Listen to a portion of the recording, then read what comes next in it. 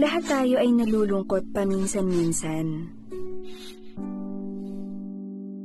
Ikaw din ba? Minsan, alam mo kung bakit ka nalulungkot.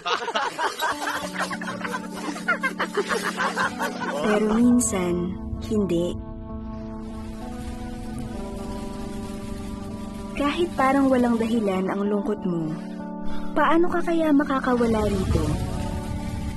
Una, maghanap ka ng makakausap, gaya ng iyong magulang o malapit na kaibigan.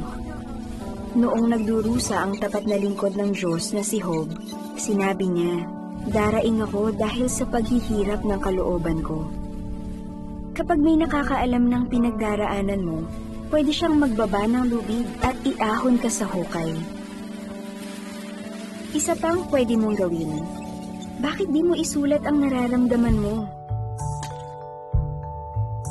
Sa Kawikaan 3:21, sinasabi ng Biblia, "Ingatan mo ang karunungan at ang kakayahang mag-isip." Magagawa mo yan kung isusulat mo ang nadarama mo. Kapag nakasulat na ito, mas mauunawaan mo kung bakit ka nalulungkot at malamang na mabawasan ito. Ikatlong mungkahi. Sabi ng Biblia, kapag ipinapanalangin mo ang ikinababahala mo, ang kapayapaan ng Diyos na nakahihigit sa lahat ng kaisipan ang magbabantay sa iyong puso at isip. Kaya huwag kalimutang manalangin. Panghuli, makakatulong ang pagbabasa ng Biblia, lalo na ang aklat ng mga awit. Kung pupunuin mo ng positibong mga bagay mula sa Biblia ang isip mo, gagaan ang pakiramdam mo. Pero paano kung hindi pa rin mawala ang lungkot mo? Paano kung nawalan ka na ng gana sa mga bagay na dati mong ginagawa? Paano kung wala kang ganang kumain? Hindi makatulog? At pakiramdam mo ay wala kang halaga? Makipag-usap sa iyong mga magulang tungkol sa pagpapacheck up. Masasabi sa iyo ng doktor kung may medical na dahilan ang kalungkutan mo, gaya ng clinical depression.